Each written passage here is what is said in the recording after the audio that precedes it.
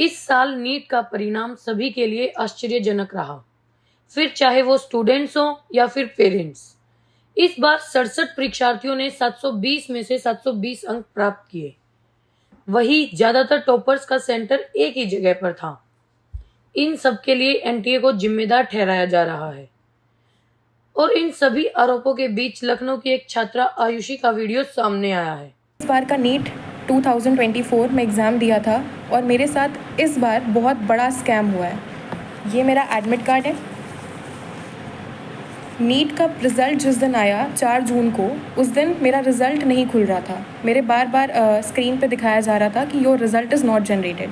तो मुझे लगा कि 23 लाख बच्चे हैं, हो सकता है कि ट्रैफिक लगा हो साइट पर, इसलिए मेरा रिज़ल्ट नहीं जनरेट हो रहा है। लेकिन उसके 1 घंटे बाद मेरे पास एनटीए की तरफ से ईमेल आता है कि your result can not be generated, क्योंकि मेरा रिज़ल्ट जनरेट नहीं हो सकता, क्योंकि उनको मेरी OMR टॉर्न और डैमेज्ड मिली है। इतना सुनने के बाद में मैं और मेरी फैमिली पूरा शॉक में चले गए। रात में मेरे मामा हाई कोर्ट में एडवोकेट हैं।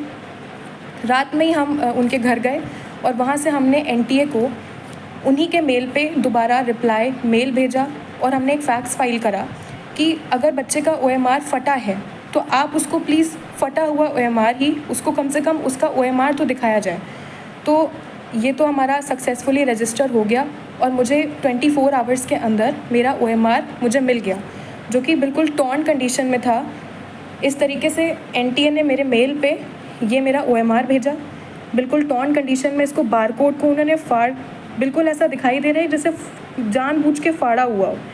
ये फटा हुआ OMR मेरे स्क्रीन पे आया और ये मेल भेजा था, जिससे पता चल रहा है ये मेल आया था मेरे पास में। इसमें सारे बबल्स, जैसे कि आप देख सकते हैं, ये सारे बबल्स क्लियरली विजिबल हैं। अगर आप इस क्लियरली विजिबल हैं सारे बबल्स, एक एक बबल विजिबल है। इसको जब हमने मैनुअली चेक किया तो हमको पता चला कि 715 ही आ रहा है। मेरा नीट का स्कोर भी यही था जो मैंने एनटीए की फ़ाइनल आंसर की से चेक किया था। मैंने किसी क्वेश्चन पे कोई चैलेंज नहीं किया, यही मेरा फाइनल स्कोर था। हाई कोर्ट में हमने पिटीशन फाइल कर दी। ये पिटीशन के पेपर्स हैं। इसको तुरंत फाइल करने के बाद में अब ट्यूसडे को इसकी हियरिंग है।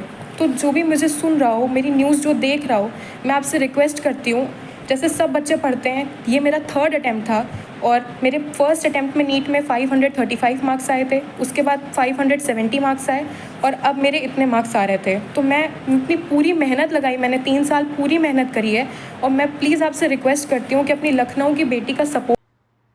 अब इस मामले को लेकर आयुषी ने हाईकोर्ट का रुख किया है, जहां 12 जून को आयुषी की याचिका पर सुनवाई होगी। अब देखते हैं कोर्ट क्या फैसला करती है।